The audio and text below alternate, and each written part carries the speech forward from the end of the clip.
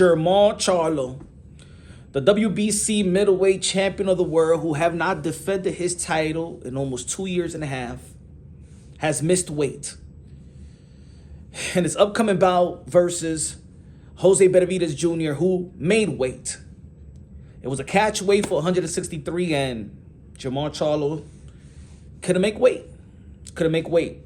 And when they gave him another go, you know what I'm saying, they give you a chance like within 2 hours to make weight, he came in heavier. Meaning that Jermall Charlo really didn't care to drop the weight or work it out, sweat it out, sauna it out, sit in the tub, it out, and make weight. And you know, when you miss weight, that's very unprofessional. Well, Jermall Charlo's unprofessional. The WBC has been incompetent. The WBC have not put Jermall Charlo in recess, in champion recess, like they did Devin the Dream Haney and stuff like that. Some people was calling out for Jermall Charlo to be stripped. And Jermall Charlo, WBC.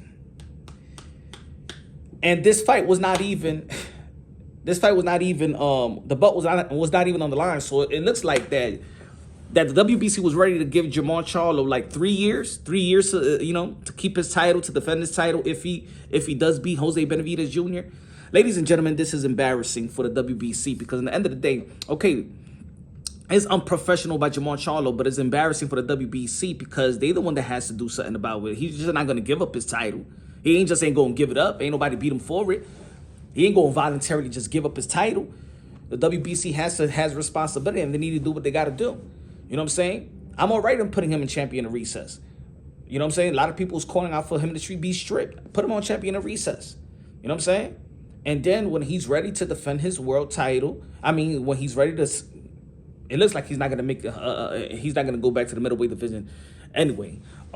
He should just be in 168. If I was him, you know what I'm saying, if you're going to campaign 168, you want the winner. You want to fight Caleb Plant. You want the winner of David Benavidez and Demetrius Andrade. You want Canelo Alvarez, probably Cinco de Mayo.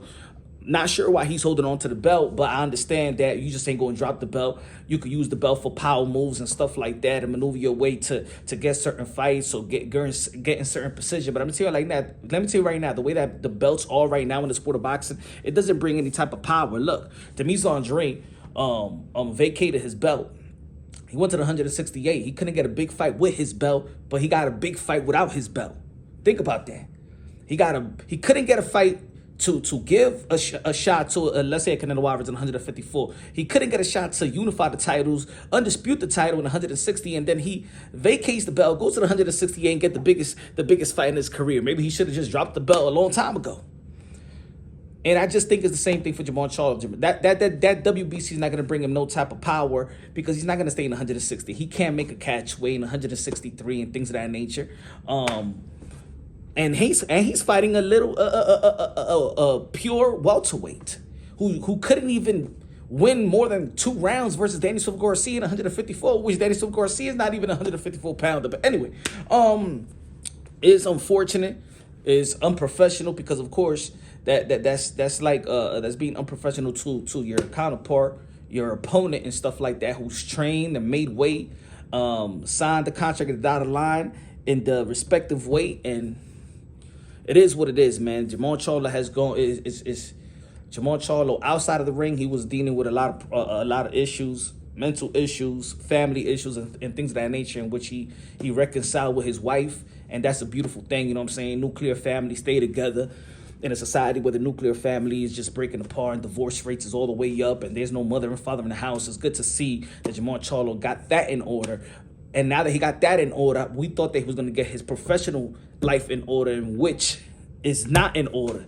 So, man, it's unfortunate to watch the career of Jermall Charlo, how he handles things with his profession, how he's been handling things in which he had custody of his kids when him and his wife, I believe, broke up.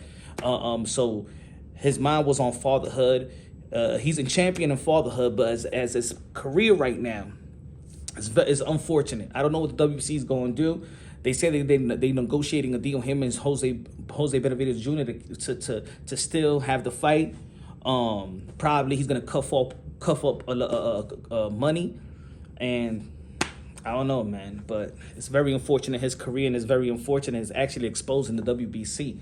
Let me know what y'all think, man. Subscribe to the channel, smash the like button. I believe they're still going to be fighting. They're still going to be the co-main of the David Benavidez versus Demetrius Andrade, who, in my opinion, is a 50-50 fight. I believe that's a good co-main. I believe the press conference is all good, but, you know, not everybody just talking about this missed weight. Let me know what y'all think, man. Subscribe to the channel, smash the like button. Love you, God bless, and on to the next.